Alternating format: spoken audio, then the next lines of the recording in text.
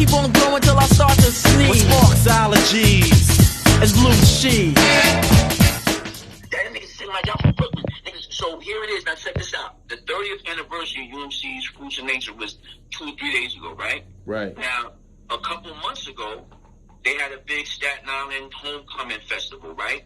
Right. Guess what group wasn't invited? UMC's. Now, one of my strong peoples reached out to one of the organizers, right? And I bear witness. He like, this dude, Apocalypse, right? He's like, yo. And our Lips is like much younger than him, right? So he definitely don't know what the fuck he's talking about, right? But he said, Apocalypse said to him, nah, we ain't putting them on because they said their whole career when they was hot, talking about they was from Brooklyn. You know what I'm saying? So, of course, I confronted that shit. You know what I mean? Because, see, a lot of niggas don't, like, you know, everybody get caught up in image with niggas. It's like, son, it's not, don't, you know, niggas is singing and dancing for the television. Nigga, like, you know, don't forget that if you're talking image and you accepting that niggas is on one thing or the other, you accepted that when JAZ-O did Girl Come Do Me, that when he switched over to wu-tang, y'all accepted that switch. When Rakim was on some "Oh We Love You Rakim" with top hat on in a fucking tuxedo, y'all accepted that shit when he switched over to wu-tang and was Timbs and hoodies. You know what I'm saying? But if I'm telling you that, yo, nah, son, when I approach niggas like, yo, son, what the fuck is you talking about? I'm from Brooklyn and I never said that shit. Look at my fucking bio. Look at the album cover. Look at everything we talking about in these interviews on UMTV Raps. Mine's about being from Staten Island.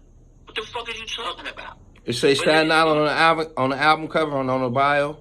Yes. In 1989, 90, it says Staten Island? Yes. So that's the end of it. That's the end of it. If on some man shit, I know the climate of New York City in them times. I know Brooklyn was a big deal. And if y'all did that back then, that's something that y'all got to deal with. Guru was from fucking Boston, but he represented East New York and Brooklyn and shit like that. So, I'm from Staten Island. That's where I'm from. I went to Design High School, 57th to 2nd Avenue, and I represented Staten motherfucking Island. So where did the narrative get out at that y'all was representing Brooklyn? How did that get to the point that y'all were? Niggas be jealous. Like I told you, we was the ones that ain't nobody wanted. If you would come out, nigga, that I ain't expect to come out, you're not happy about that. You see what I'm saying? Niggas wasn't happy about that. So who do you feel? Who do you feel is holding some resentment? I'm gonna keep it funky with you. It seemed like there's some discord in the I don't know, the legacy or y'all position in Staten Island hip hop. I don't know whether you feeling underappreciated. It seemed like you. It seemed like you don't fuck with the. It seemed. I'm outright. All right, yeah. Let's just say that I didn't want to use those words, but it seemed like you don't fuck with the Wu. I don't know what to say. I'm glad that you were able to voice your discord here, but I don't know what to say in regards to how your reception and how you being appreciated in Staten Island, because that's where the feelings are tied to with all of this, right? I mean, it's for me, right? My thing is, I don't like, listen, again, like, I need to keep giving this, say, like, when you talking to, like, you ever find yourself talking to a woman and you gotta, let me rephrase it, 'cause I don't even want to use it that way. Let me say it this way. I'm trying to continuously say, because I imagine people listening to this and saying, oh, this nigga did, he just mad because, yeah, son, I am just mad, son. Yeah, I was a 19-year-old kid. And matter of fact, let's start, I was 16 years old, and we busted our ass to achieve what we achieved. And niggas just smooth lied about us, dogs. Like, son, I've been a dude for my whole life. I'm that dude that's to go out and help the community and, help brothers out. And, if you're going through a hard time, I'm that nigga that's going to be there to hold you down. That's been my, like, anybody that know me, you know what I'm saying, is like, the niggas cannot, no one's going to ever, anybody say otherwise is a fucking liar. And niggas can say that to my face, and they never will. Nobody. Hey, Kim. Nobody. Kim, you know how you go to you can go shopping places and you go to like a boutique, and the boutique has the real rare fly shit in there Yeah. that you ain't never heard of. That's Yeah. that's where the UMCs fall under in hip hop. That's how. I totally agree. Hold on. That's how you got here, and I don't think you should feel bitter about people's reception of it, because in totality, y'all had one dynamic East Coast, Northeast regional flavored song. You know what I'm saying? It just happened. Like, I just interviewed Grayson from Grayson and Jason. His story is similar to the UMC situation. They got one joint off, and it just happened like that. At this point, I don't. Sir, that is very inaccurate. Huh? UMC's had first off, we had 2 #1 hits from the first album. Bring me up to date on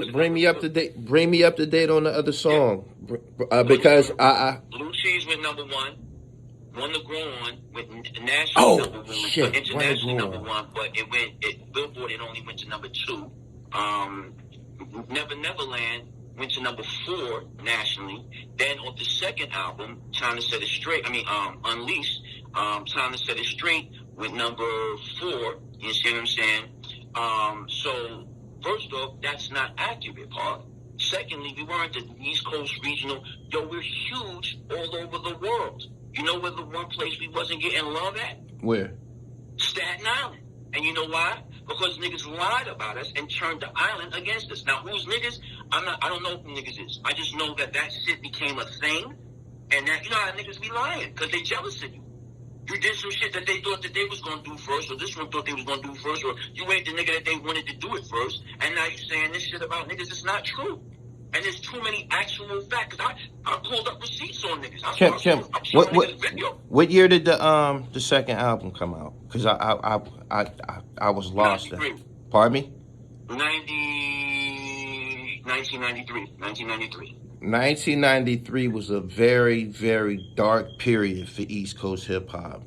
And 1990. Let's keep it funky. Let's keep it funky. Let me tell you the other thing. Huh? So a lot of people will say, because again, don't be knowing. You know what you saw because you was wherever you was at, and you saw what you saw from way over there, and that got you thinking that you saw something, but you didn't see nothing because you didn't even know that the reason that UMC's second album, quote unquote, flopped, like I said, it went to #4 though. Okay. So I don't know if that's a flop, but okay. But you know why UMC's second album didn't blow? Why? Or didn't do well? Why? Was because we beat up the president of the record label because they were jerking us. Oh, and my niggas was tired of it. We had enough. Like, all that nice guy shit was cool, but ourselves and our family had enough. You know what I'm saying? Like, niggas is, even the nicest guy is gonna have enough. So this was an incident with Wild Pitch. Yes. So Stu Fine gets beat the fuck up because he's still not publishing. He got us in a situation where he not even like, he wasn't even paying us for what we sold. You know what I'm saying? But we was right at the cusp of gold. You know what I'm saying? He was trying to just sell that shit off to to EMI Records. Because if you notice, or if you remember, Wild Pitch gets absorbed by EMI after UMC's. UMC's is pivotal as to why Wild Pitch gets signed to EMI. Right. You see what I'm saying? So Kim, just before you go sure. On. I gotta ask you a question.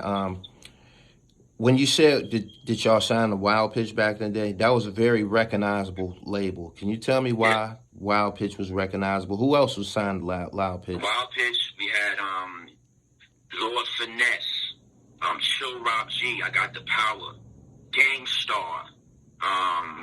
Right. In fact, I don't even think that the Gangstar. That's who it was.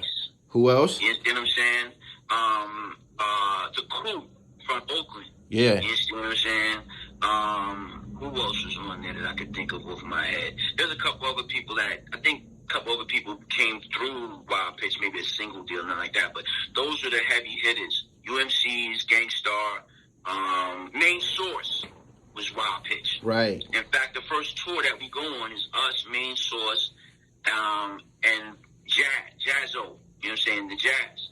And in fact, in DC, here's a quick one for y'all. In DC, right? You remember, all right, so in DC, we do, JAZ-O, brings Jay-Z down. And this is back in the Hawaiian Sophie days. You understand? Main Source had that song, The Barbecue. It's like that show, that show. This is the song that debuts Nasty Nas, you heard? When we're in D.C., my man Quaz is sharing a room with Jay-Z, right? And, yo, Quaz calls me up, like, yo, Kim, come up here, man. Come up here real quick. Come up here. I come up to the room, right? Because I definitely was going to go wherever them two was at. Because Jay-Z and my man Quaz is the two funniest human beings that I've ever met personally in my life. Jay-Z is a hilariously funny dude, you know what I'm saying? So I run up there to go see what these niggas is doing, right? When I get up there, yo, Quaz like, yo, Jay, show him. Jay pulls up the mattress. And when he pulls up the mattress, it's a tech-9. I'm like, oh, shit. Now, fast forward X amount of years later to the Takeover and Ether, right? The tech. So when you hear that verse, I showed you your first tech on tour with Large Professor. Then I heard your album about the tech on your dresser. That shit actually happened. So much so that we caught beef because somebody fucked somebody girl. Was trying to fuck somebody girl, right? And niggas came through like it was about to be a thing. Niggas was trying to push their way onto the tour bus. Guess who shut all that shit down? Jay-Z. Facts on facts. I bear witness with my own two eyes. You heard? Like, that shit was... So that's that. It's like, yo, there's so many ill stories. Because, you know, niggas just don't know. You know what I'm saying? Like, because, you know, if that person, you never heard nothing from them for whatever the reasons, you understand? You know, you just don't know, like, this person's journey. But the journeys all be crazy. Like, it's all a part. It's like religion almost. Like, it's like, yo, you be a Christian, now you trying to hear his Christian shit. It's like, so I know I check out that Islam shit too. It all kind of ties in. You know what I mean? And if instead of being prejudiced to it, just do the knowledge to how deep this shit goes, how all of it connects and interconnects. It ain't gotta be. It don't gotta dismantle what you love. It's how crazy all of this shit is and how it happened. You know what I mean? Even if you're like let's say somebody listening and you diehard Boo fan, right? You're like, oh, this nigga. Don't take that out of it. Like, don't bob on that. My frustration is with what happened to me in my career. My frustration is not with their success. You know what I'm saying? I told you, some of these people's my fucking friend, dog. Like, how could I be mad? Even if I felt we got a bum deal, even if I felt that they legitimately try to shit on us, I still wouldn't be mad. Yo, there's a fucking black man made it. What is we talking about? Why you say they tried to shit on y'all? No, I'm saying even if I felt that way, oh. You see what I'm saying? I can't. They never said, "Yo, UMC's is whack, suck my dick," nigga. Like that never came out. I never heard that on no record. You see what I'm saying? So you know, of anybody, you know, GP Pop the Brown Hornet said some shit like UMC and is a whack way of being. Talk about your man Kool Kim and Hans Jen. But even in this day. When I had my youth mentoring program on Staten Island called PEMG, Persistence Engagement Makes Greatness, I had about 20 young people that I was teaching hip-hop from a fundamental level, teaching them how to produce, edit, put their bios together. I mean, and some of these kids are including Intel, you know what I'm saying, including, you know what I'm saying, you know, I'm thinking so fast I can't think of everybody's name, but mad young people, you know what I'm saying, it's all, anything, and everything I'm saying, if you put my name in to YouTube, you will see video of what I'm talking about, not me just talking shit, you will actually see me doing it, so that you could, like, if you think I'm a liar or some shit, put my name in the YouTube, you will see, you know what I'm saying, so, but what I'm saying is when I was doing shit like that, there was some beef with this group called Boombaye, and they loved me like a father because I just showed them love, man. I invited mad people to my home. I opened my home to mad people because I just always felt like that was my duty to do for them what wasn't done for me. I didn't have anybody. We didn't have fucking no help, bro. It was just us. There was nobody before us to make that way for us. You see what I'm saying? So I had to do the best I could to stop what happened to me and Wild Pitch for those kids. At least if I could give y'all right knowledge, you could make decisions better than I had. Because I was only making decisions as a 19-year-old kid, not as a fucking 30-year-old, 40-year-old, 50-year-old man that I am now. You see what I'm saying? So, but even in that time, what I was saying is, what was I trying to get at? You know, the long and the short of it is... You said Wild Pitch got absorbed or somebody bought him because of y'all. Yeah, that's a definite fact. Because the big ticket items on Wild Pitch at the time was Main Source and UMC's. You know what I'm saying? So because JAZ-O was on EMI. And EMI was trying to build an urban brand. And so what they did, and Stu Fine's stupid ass ain't realized that they was just getting at him because they just wanted to see how they worked at urban hip-hop record. So as soon as they got that figured out, you know what I'm saying, they came through with Arrested Development. And then once they had Arrested Development, which was their version of the UMC's. You see what I'm saying? I don't see the similarities. It's not about similarity part. It's about when you're in these labels and they marketing. Yeah. They're like, yo, this is our UMC's. This is our this. It don't be like as a listener. Like, this ain't sound nothing the same. Right. Not that. This is the ones that this is our commercial, family friendly, easily digestible group like that group. Whether I'm not bothering on the actual lyrics or the music or what these niggas, doing for real. I'm bothering on, the Kool was Wild Pitch's Public Enemy. The Kool ain't no Public Enemy, not by no long stretch. But you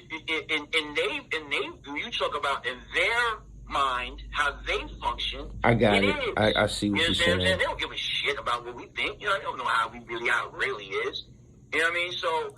That's like, it was that, so it's just some crazy shit that ultimately though, what's most important, right, is that, what I would say my best takeaways from my experience that I can give to people, right? Let me give that note. That's a good note to give people, you know what I'm saying? Because I know like what I'm saying could be disruptive to some people, you know what I mean? The takeaways of this, one, for UMC's, one of our biggest problems was we didn't have nobody. It was just us. You know what I'm saying? And so when our friends, the friends that we did bring with us, my man Jab, my man Quaz, my dude Craig, you know what I'm saying? They weren't equipped for what was going to happen. You know what I'm saying? And so you're thrust in a situation as a young person. You don't really know much about this industry, which is not the culture. Is different. You know what I'm saying? It's business. And you're ill-equipped to take advantage of the opportunities. And we end up losing our opportunity, not because of our music or our talent, but because being young and being impetuous and being angry at what was going on to us, we made a choice and sold to this record label owner. And that shit blackballed us, and that was it for UMC's. And it would be years before we could do anything of any value, you know what I'm saying? Whereas another thing to take from it is one of the things that's like UMC switched up from Blue Cheese to Unleashed. And a lot of people like, oh, y'all switched up, boozy, boom, boom, boom. But they didn't, but you didn't say, well, why didn't they feel that way about Wu-Tang when Rakim and JAZ-O did? Well, because what Rakim did, which was fucking brilliant, was that, and this is what he really did, not like the shit you see on this TV show, because that shit is just, it's made for TV, you know what I mean? It's been made, it's packaged in a way that is digestible and easy to consume. It's not the real story of how it went, obviously, but what he did that was so fucking brilliant, man, was he took the time to really inventory his situation. He took the time to create really great fucking relationships with people like Easy Mo B and other cats that really helped to provide him the mentorship and then the stability of relationships that you need to have to be able to make moves in this industry. So he took the time to allow himself to be mentored, you know what I'm saying? And then he also had the right support system. Now, whether that support system is the fact that Divine and them was out there hustling hard in the motherfucker and it was, they had something that they could build off of, or was it, and it had people that had a different mind, because the whole drug dealer mind is Divine. That whole, this shit is drugs, this shit like hustling the street. That was the nigga that was That was the kingpin nigga of them. You know what I'm saying? So he's the one with that mind. Power is the one with that mind. You see what I'm saying? And so Rakim is an artist, but what he did was smart enough to take that knowledge from them, to do the knowledge and allow that guidance to help form a sick type team. And then them motherfuckers went all out. And then Rakim was able to parlay the relationships that he developed in this industry to be able to do something that was so fucking unprecedented that it literally is it's historic. That to be able to, because you see, niggas usually die when they do this kind of stuff, if you know. Like, that this is serious. What he did, generally, niggas die behind. So if you look at Otis Redding, if you look at, not Sam Cooke, but it might be Sam Cooke, but it's one of them other ones, but a couple of them, they got killed because they started distributing their records themselves. You understand? They started doing things that were outside of the form and function of the industry. Look at R. Kelly and Jay-Z. You wasn't hearing shit about R. Kelly, really, until they did Best of Both Worlds. You heard the leadership, that shit got glazed over. Niggas buried that. But when they did Best of Both Worlds, where they were going to control where the distribution was going from it, all of a sudden the heat got on R. Kelly so fucking bad, right, that Jay-Z had to fall back. Jay-Z bent the knee. You see what I'm saying? And so he got saved from that situation. But even then, around that time, that's when he got hit with that shit for almost caught that murder case. You know, almost caught that, that assault case for stabbing You see what I'm saying? So shit was happening to people doing that kind of revolutionary shit in this industry, because this industry is no fucking joke. What's up? Niggas just rhyming and be talking about, oh, this shit like the drug game. Nigga, you ain't even in it to talk like that. The niggas that can talk like that is niggas like, niggas with names like Iveen, you know what I'm saying, Moskowitz, and Schwartz. Them niggas can talk that kind of shit, because they're really doing that. There's mafia niggas in the industry is really happening. And so what I'm saying is, what Rakim managed to achieve, to be able to get his different art, to have a core group on one label, Loud, and then turn around and have everybody going on different labels with solo projects. Do you understand? Like, that shit is so fucking huge, bro, that, son, you gotta fucking bow down to that shit. Like, yo, there's no amount of nothing that would ever make me not see something like that and not say, that shit is fucking super epic, yo. That was the fucking mom. That was the shit. That shit you talking about, yo, this my block and block. That was that shit. That was that shit, dog. You feel me? Like, and that shit, that's the shit that niggas is not celebrating enough. Y'all niggas be talking about shit that's like, yeah, that's cool and all. Do you understand what this nigga did? That is so huge that ain't nobody even could replicate that shit again. Niggas can't even replicate that again. So with that being said, after doing all of that, I would tell the rest of the industry, don't fuck with Staten Island unless you holler at me. So you gotta bet now. That's you wouldn't be willing to do that. You wouldn't be doing smart business. And you wouldn't be doing businesses outside your capacity to serve. You couldn't serve that business. If you can't serve that, can you imagine? I think about this shit. If you want, let's say you in Red Hook, right? And you in one particular building. You know what I'm saying? My grandmother lived in Red Hook. You know what I'm saying? Rest of the soul. And you in that particular building. I can't think of what number my grandmother lived in right now, but let's call it 151 for just the sake of discussion, right? And you like, yo, it's me. And niggas can't fuck with this shit unless you come in through me, right? Except you can't serve the other niggas that need work. How long you really think you gonna hold that block up? Like, you think that's really tactical? That really sound like some real hustler shit? Or that sound kind of crazy? You ain't gonna live past them. You ain't gonna make it a month. I know mad niggas that died doing shit like that. Is you serious? You gonna try to say you gonna hold the whole fucking block, but niggas need work, and you ain't got work for them? That's not no hustling shit. That's some hustling backwards shit. That ain't no real hustling shit. You feel me? So, I don't know about that point. You feel me, my guy? I hear you. Hey, let me ask you about the production done on Blue Cheese. Yeah. Your signature record. Who did that record? Yo, R&S. Rock Nonstop, RNS, RB Quinn. You know what I'm saying? I'm saying his name that way because that brother, if you love Wu-Tang, if you got love for UMC's, if you love King Just, or anybody that you heard from Shock Him, I mean,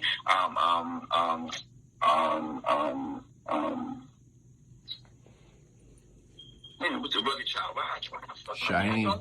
I can't. That's my man. So like Shaheem, my mom. That's my man. Me and him grew to be really good friends in later years. But if you love any of that music, then pour one out for RNS, because RNS is the father of hip hop, of Staten Island hip hop. He is the father of it. No fucking debate. No, I'm not even going to have a discussion about that. That's how much that's a fact. You understand? And he is the one that really, this dude is such a fucking genius, man. I'll be honest with you, if I have any regret, one time we was on Soul Train, and, I slipped and said that RNS was our DJ co-producer, and that was not correct. RNS was and is he's not a fucking co-producer. He is when I say, don't get out, when I say the UMC's project, him and Haas co-produced that whole project. I bear witness to watching them. Like, they did shit like, if you listen to, like, Blue Cheese, it's got 4 kicks in it. It's got 3 snares in it. These niggas did shit that they were bringing in shit that you never even imagined. Like, niggas was it was so revolutionary what the two of them did. And it was that RNS, the very Wu-Tang sound that we all love, that very kind of sloppy sound that, where it's kind of, it's like, should be like, it's not quantized right. Shit that niggas like Jay Dilla and all these other motherfuckers was, absorbed into their repertoire. But that shit really was RNS, and then, and Rakim, Haas, Junior, rest his soul, my dude, Club Idol, my dude Gary, rest his soul. They were niggas came there and was getting there, because that was back when niggas used the X and Sonic 16 Plus, and I think, I remember when you're pardon, because, and let me just say this, I don't even have a great relationship with RNS, like, the way I'm talking about him, like, that's like that ain't my man, so I be calling him every day and shit, like, that's not nothing like that, you know what I'm saying? Mm-hmm. In fact, I would go as far as saying, I don't even think RNS like me that much, you heard? But I don't give a fuck. What's true is what's true. This nigga deserve more than his fucking flowers. He deserve a check for all the shit that he did and brought into life, man. Like, the sound you hear would not exist without that brother. So if y'all don't know about him, from GP Wu, like I said, Shine, all these, if y'all don't know about RNS, do the knowledge, man. If y'all claim y'all love this shit like that, y'all should do the knowledge and know who that man is, man, because he's dope. He's fucking dope. And he deserved more than he got. And it hurt me when I watched the series, because they allude to him in the scene where he says, they got some cats say something like, ain't nobody trying to fuck with no kung fu shit, blah, blah, blah, blah. That's supposed to be him. You see what I'm saying? But that shit was not right, man, because that brother deserved more than that. So, like, fuck all my gripes about what I went through. I had the chance. I had my face out front. Whatever. There's plenty of situations that I probably could have changed the course of my career myself, right? When you look back retrospectively. But RNS, on the other hand, being a producer at a time when, producers wasn't out front as much, you know what I mean, like that? Like, it wasn't, you know what I mean? Like, it was like right before the THRU dominated shit, and so people really kind of focused on how dope a producer was, you know what I'm saying? Yeah, man, he didn't get his due, man. So I just want to take an opportunity while I had the opportunity to again say that RNS produced Blue Cheese. Haas co-produced that. Pretty much, if there was 10 songs on the album, which was more than that, but I'm just off the head. If there was 10 songs on the album, RNS produced 8 of them, because it was like at least 2 songs that were done by this brother named Young Technique. You understand? But other than that, that was all RNS and Haas. You heard? Was it understood that Blue Cheese was gonna be the standout song right away? Y'all knew that was the one? Nah, and I'll be between you and I, in retrospect, I think we shouldn't have went with Blue Cheese as the first song. You know what I'm saying? I think if we came with the B side, which was it was debate about that. Like, you know, I felt strongly that it should be Blue Cheese. I felt like it was a fun song, boom, boom, boom, boom, boom, and it was danceable. And at that time, like you said, man, niggas was dancing. Like, niggas was going to the Sound Factory, to the tunnel, you know what I'm saying, you know what I'm saying? So we was dancing, you know what I'm saying? We was fresh off of house music, too. So, you know, up-tempo shit was still the wave. And so I was fighting for Blue Cheese. But they wanted to do Anywhere the Wind Blows, which was the B-side. And I think that if we had did Anywhere the Wind Blows, UMC's would have been an entirely different group. Like, I think we might have circumvented some of the problems we had where people felt like we was just a happy rap group, but that wasn't what we was.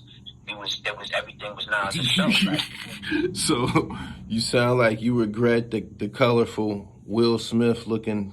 It looked like Well, I don't. Well, all right. The colorful so there was a video. To that. There was a science to that because, you know, all right. So in advertising, yellow, red, blue are primary colors that they use in all advertisements. So whenever you look at it, if you ever look at cereal boxes, everything's gonna be predominantly yellow, red, and blue. Red and blue highlights. Green is a color that you can the spectrum of human eyesight. We can see most colors of green than any other color. So you can see hundreds of different shades of green versus any other, like blue. You know what I'm saying? So those colors are important. So primary colors, not pastels, not muted colors, but primary colors were used in advertising, and we understood that. And that was the science of it. Like, yo, we would do these certain things. What it was we were trying to do something with a label that didn't have the money to support it to make it look the way it was supposed to look. So Blue Cheese ends up looking crazy comparative to what it was supposed to look. Now, here's where they perfected on TLC. That, remember that group, the whole Go Chasing, all them shit? They perfected what Ain't Too Proud to Beg. Ain't Too Proud to Beg was the way that shit was modeled on UMC's. I know this for a fact. You understand what I'm saying? So it was not that we was on some wrong shit. It was that it's like if you try to get, you know, it's like you trying to get fresh to death. You put together an outfit, but you can only go to Walmart to get your outfit. So you're in some U.S. Polo Association shit and some Levi shit. And you walk into the fucking party, niggas is wearing the same look that you got, but these niggas is wearing some real Ralph Lauren shit. Or some Gucci shit or some, you know what I mean? Niggas is coming with the Balenciaga shit that you ain't, you know, you ain't even, like, it's not even a matter of whether I could afford it. Nigga, that shit wasn't in the store that I was in, nigga. You know what I'm saying? So, our shit just looked crazy. You know what I mean? And then niggas got on some real artsy-fartsy shit with our shit. And again, you didn't have but so much control. Be like, some cats, like, you know, sometimes people talk shit about what you could have did and couldn't have done, right? And half the time it'd be a nigga that ain't even do nothing. Like, nigga, you ain't even achieve your dreams. So how could you even talk to me about what the fuck I actually did? But okay, right? But then it's like, you know, but a lot of times you got people that's talking who are benefiting from your fuck up. They're like, son, yeah, I'm the first through the door. So guess who gets shot first? Nigga, me. Nigga, like, you burn us a fucking apartment. Nigga, like, guess who gets shit first? If them niggas is ready when you bust in, the first thing to come through is definitely gonna get it. And them niggas, after 40 other niggas behind them, oh, they can put that work in. Them first couple of niggas, look at the Battle of Normandy. Them fucking beach was scattered with niggas that was trying to breach that fucking shit. It was the niggas that had to go around the back to smooth that shit up. Other niggas is cannon fodder. But people don't be understanding that shit, man, because, you know, I think on some level people be like, low-key, like, feel like, because they see you get a video on MTV or BET, like you said, right? Niggas automatically assume that you like it's a lottery. It's like, nah, son, it's not a lottery. Nigga, like, nah, son, it's not a lottery, son. I got on, but I wasn't even really on. I got hired. It was like I got hired for a job at a company. They ain't popping like that. These niggas ain't got the money. So you at X label. These niggas is you sitting on. You're not even doing as good as I'm doing. You're not even moving as many records as I'm doing. But the label you on got money like that they gave you a $250,000 advance for you to get your shit in order. Hire decent lawyers for yourself. Put your infrastructure together. I'm on fucking Wild Picture Records. These niggas bought us lunch. When I got my plaque that says #1 for blue cheese, I had to jump the turnstile, my G, to get home. And the fucking ferry was 10 cents, and I ain't have it. You understand? Like, so it's like when you talking about, you know, people want to talk about shit that they don't really understand because you didn't do it. And then you're so caught up in your fucking, you know, your vision of what it is that when a nigga tell you otherwise, you're offended that you're wrong. Nigga, don't be offended. I'm telling you what's right. Did they give y'all in advance? What? Hell no. You know what they advanced us? They said they advanced us to go directly to jail. Do not fast go. Do not pass $200. That's the fucking advance we got. We got advanced to fucking the 2 purple shits on Monopoly. That's what the fuck we was advanced. What? Fucking, what's those 2 shits on Monopoly that don't nobody want to buy, but you end up buying because it'll be the last shit you could get when you didn't get shit you wanted to? That's the shits we was on. Advance. If I got an advance, bro, if I had been, you know, because I was raised in a situation where, my life was easier a little bit than Haas's, and certainly more so than the life that the brothers from Wu was living. I lived in what they was calling the new projects, you know what I'm saying? And that was like kind of middle class-ish type of shit, which it really wasn't. It was working class families, you know what I'm saying? But, you know, that's how niggas framed it. And, but I was fortunate because, you know, my mom's made, you know, she knew the assignment, man. So she took care of us, made sure that we had what the fuck we were supposed to have. And I had a good education, and I was intelligent. And I didn't have to deal with the horrors that some of them brothers had to live, man. Like, growing up, I didn't have to deal with that shit. You know what I'm saying? As I became an adult, I had to live this shit on my own. I'm talking about after having a record and having the, you know, plaques and all this shit like that. You know what I mean? What I had to do to live and survive and take care of my wife and my kids was different than how I had to grow up.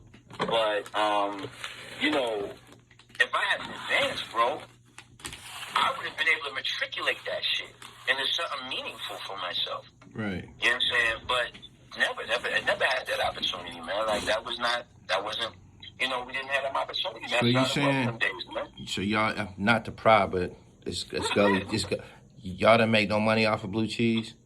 No, I never got paid for selling records on my pitchy and my records. No. I never got paid for any of the records that I sold at. And these are the guys that you assaulted? Yes. And it's mine.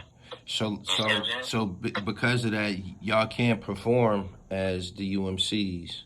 No, that's not why. We can't perform as the UMCs because, because we got blackballs. So niggas just like staying away. I'm talking about like now. Like, let's say somebody had a show. Y'all can't get on and rock as the UMCs? Oh, yeah, we could perform our songs at any given time, but we never get asked to perform. You know what I'm saying? Like, we never get, like, you see niggas be doing cruises and shit like that. Yo, niggas, man, money overseas, bro. You come overseas. Ain't no money overseas for you. Know Listen, man, I had I not, like, really looked at who you was in my comments, I wouldn't have known that you were.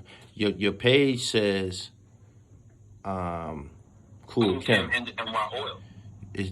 Your name should be UMC's, my nigga. You know what I mean? I don't know your feelings. I don't know your feelings about it, but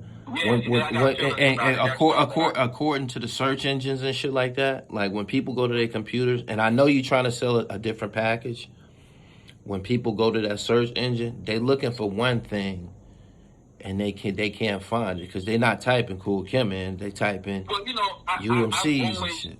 I've always like if you go to the UMC's Instagram page or you go to the UMC's Facebook page or the UMC's YouTube page, you know what I'm saying? That's me maintaining them shits to maintain that what we would call the FOB, a forward operating base. You know what I'm saying? Like, or a main base so that people needed to find us or was interested in us. You know what I'm saying? That's what they could do. But, let me see. I don't know how much of this I want to get into right now, but I'll say this. I have always been cheering for UMC's. You know what I'm saying? I always there was one time Karis won, like, he didn't diss us, but we did a show with him, Das Effects, and Foosh Niggas at the Red Zone, I believe. And he gets on stage and he's like, yo, you know, he's doing one of his freestyles like, yo, UMC's think you out here, right? And he was like, ooh, thinking that he shitted on us. But he was saying you know, you, the pronoun, MCs, yeah, think y'all, you know. yeah. Yeah, so, you know, so Chris was meant to come on a radio show and, you know, clear that up for niggas because, you know, like, damn, nigga, you the teacher, nigga. Like, if you do this shit, we gonna have problems forever. He didn't do it, right? Mm-hmm. So guess what? We end up having problems forever. Niggas be out fighting all over the fucking place behind this shit, right? And then, yo, B, it takes like 20 years later, bro, when I become NY Oil. And people didn't know that Kool Kim was NY Oil. And people respect the shit out of my NY Oil career because that shit that I did is NY Oil. And you gotta bow down. It's the hardest shit in the world. You know what I'm saying? And so, I approached Chris about that shit. Now, mind you, I'm 5'8" on a good day. You know what I'm saying? Chris is like 10 feet. Like, this motherfucker's a huge, gigantic. You know, a motherfucker be so big. That nigga, like, you know you a man, but this nigga's like, that's a fucking big man. Like, goddamn. You know what I'm saying? And here I am. I'm wagging my finger at this nigga, admonishing him about, yo, son, this is what you did to us, man. You never fixed this shit. And you know what Chris says to me? He says, Oil. I'm sorry, Oil. And, yo, we had a great conversation and, you know, reconciled that shit. And, you know what I mean? And it was love is love, man. You know, so I have a great deal of respect for him because the way he addressed that shit with me and that box. But I never give up on UMCs in the way of, like, them earning the respect that they should deserve as who they are. But somewhere in that journey, you know what I'm saying? I don't really talk about this shit too publicly, so I'm going to kind of keep it a little open-ended. But I'll say this. My partner wanted to achieve his own dreams, right? And so his way of doing it was saying shit like, "Yo, don't come to the same clubs I be at. I don't want to take no pictures with you. I don't want nobody, you know, associating me to UMC's." So at a very important time in our career, when we could have been like, this is the beginning of the internet, like when the internet's really popping, so that's like 2007, you know, like, and mind you, I've been on the internet since 97, but this is when it's like the way we know the internet now, where we could have been doing shit and being in the place to be and kind of redefining ourselves under our own terms, putting music out. And I was like, yo, son, what we got to do is just put music in the air right now because, you know, that's, you know, you don't have to worry about, this is before the algorithms kicked in, like the way they are. So you could go viral. Like NY Oil is the second, is debatably the first artist to go viral like that because it's me and Soulja Boy. I was the first video to get banned on YouTube with over 1 million views. This is before anybody even had 1 million views on YouTube. I had that. Like, I understood this shit early on. So I was like, yo, son, let's do it. He's like, I don't want to do, I'm fan of the beats, this and that, the woo type of shit. So, you know, he was like really separating himself, trying to separate himself from me. And when he did that, I went on his NYO, but I was like getting traction. You understand what I'm saying? And it kind of just created a separation that it just only widened over the years. So, you know, I just kind of like, yo, fuck it. You know what I'm saying? Like, yo, man, like, I'm not going to keep being stifled. You know, this is just one life, kid. Like, you're going to either do with this shit what you want to do with it or you're not. And it don't matter if I'm the top nigga in the world. Like, I'm not pressed like that. I'm not focused on world supremacy and domination and shit like that. I was the #1 in the world for a minute, so I'm good on that. You know what I mean? But I don't want to have to let go of my love and my passion. I love rhyming, dogs. Like, I love rhyming, dog. Like, I don't give a fuck. I like to rhyme. Nigga, I like to put these words together, man. This shit like, yo, after I get off this drink with you, I'm going to write this rhyme and do a little quick video and post this shit on Instagram because I just love doing it, man. I don't give a fuck, nigga. Like, I don't give a fuck who top 5 my men and that bullshit. I just like to rhyme, nigga. And I hate that niggas put you in like a box that you can never get out of because they know you that way. Like, cause the niggas saw you when you was young and you wasn't no fighting ass nigga. That here they run into you when you 35.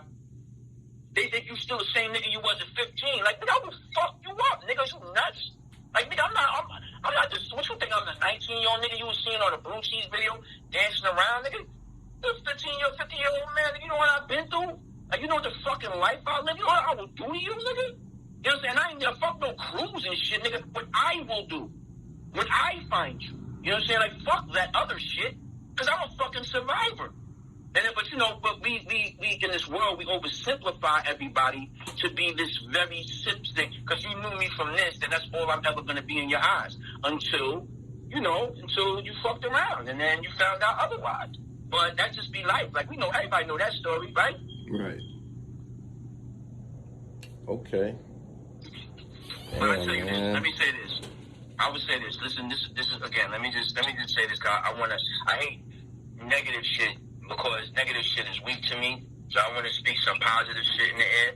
And the positive shit is this, my dude. You know, here's the great thing. I have been blessed to have an amazing fucking family that loves the shit out of me. You know what I'm saying? And we're happy. You know what I'm saying? And I still get to make music on my own terms and just enjoy some hip-hop shit just on the strength that it's hip-hop, and I love it, and that's what I am. I'm hip-hop. You know what I'm saying? I got the people that are fans of mine, which I don't consider anybody a fan. I think that's kind of a disrespectful term because fan is short for fanatic.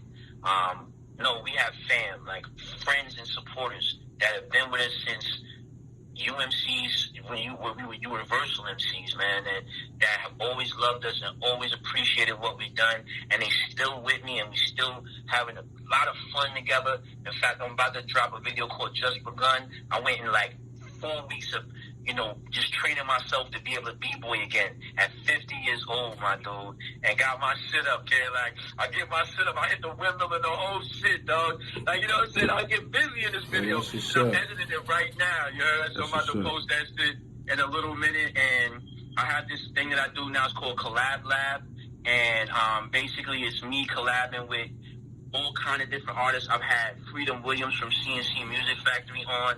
I had Sir Mix-a-Lot I did a collab with. I have Master Ace. I do Cy Martial Law, Mr. Live. And we got so many. We got Will I Am coming on. We got fucking Lords of the Underground Do-It-Alls coming on. YZ, Souls of Mischief. Like, so we're just having fun with hip hop again, man. And so even though, like, I tell these stories and shit, and yeah, I'm bitter about those stories, I'm extremely happy, and I'm having fun, and I'm enjoying hip-hop again because I removed the shit from it that wasn't in there to begin with. You know what I mean? The fame, the fortune, chasing after women and, smoking and all this other shit. That shit was not a part of what made me love hip-hop. What made me love hip-hop was the Lottie Dottie tape, which just with the original shit with the Vanessa Williams verse in it, listening to Ghost Stetson and shit, and fucking The Great Adventure of Slick Rick, and Run DMC Tougher Than 11, fucking what? Like all them things, and Beat Street, and what, that's the shit that made this shit, the same shit that made all of y'all motherfuckers listening right now love this shit like you do. I'm back to that shit, and I'm having fucking fun, and I'm hoping that us older heads that's into this shit reclaim that part. Like, fuck what these young niggas is doing. Let them have fun with that shit. Let them get all the money they can get. I'm happy for them, man. But that's not for us. So let's enjoy the shit that's ours to enjoy, and we ain't even gotta hate on nobody else's fucking movement to enjoy it, man. Just enjoy ourselves and be an example to these young people that there's life after 20, there's life after 30, there's life after fucking 40. I'm 50 years old. I'm going skiing in a few weeks. Fuck is you talking about? I just jumped out of a plane the other day. That's real tough. You know what I'm saying? Like, I'm living this life. I got a garden. I built my own house with my own 2 hands, bro. Like, I'm out here living, dogs. Like, you know what I'm saying? I'm trying to get my bike game up. I want, you know what I'm saying? I'm trying to go cross country on this motorcycle type of thing. I'm going to live this motherfucking life, dog. You know what I'm saying? And I'm not going to be limited to nothing. So to all people listening, man, how do you feel about any of this other shit that I'm talking about? If you ain't going to take nothing else away from this conversation, take this away, man. We just begun. This life is just fucking started, dog. It ain't over. This motherfucker is over. And it ain't over yet. Fuck that. Word up. Kim, tell my listeners where they can find you at on social media, man. We're going to get up out of here. I appreciate your time. Without question, man. I appreciate appreciate you, brother. You know what I'm saying? And let me just say real quick. Y'all can find me, of course, on Instagram, Kool Kim _NY Oil. You can find me on YouTube, Kool Kim. You know what I'm saying? _NY Oil. You can find me on Facebook. You know what I'm saying? Kool Kim, aka NY Oil. You know what I'm saying? And of course, if you're looking for just one, just get at the UMC's. Just pull and type in the UMC's on Instagram. You will definitely get us. I do want to say this, that I want to give you mad respect, my dude, and I'm gonna tell you why. You hear it? Because I do know I was prepped to speak to you. That I know that how much you love wu-tang and all of that. You know what I'm saying? All right. So I know this. You know what I'm saying? And I was told, I was like, he's like, he's a cool nigga, but you know what I'm saying? That nigga be nigga come on and so he'll get at that nigga. I was like, all right, cool. You know what I'm saying? He gonna chop it up. You know what I'm saying? But I appreciate you, brother, and I'm gonna tell you why. Because even with that, knowing that you feel, you have a strong love for that group, as I do. You know what I'm saying? In my own way. You know what I'm saying? You know what I mean? I experienced it different. It's just, that's all. But that you didn't shit on my truth. And you didn't keep you ain't try to stifle my truth as being my truth. Or try to front on my truth because you believed otherwise. You gave me an opportunity to speak my truth. And I hope that your listeners do the same. But for you, brother, speaking to you, thank you for that, man. That's some upright shit right there. And I respect that shit. And, you got a friend in me, bro. Absolutely. This is Gully TV. And, of course, I believe in equality. So, I appreciate you, Kim. I appreciate your contribution to hip-hop. And congratulations on the 30th anniversary of Blue Cheese. Thanks, man. All right, I can get up out of here, man. I appreciate you. Peace.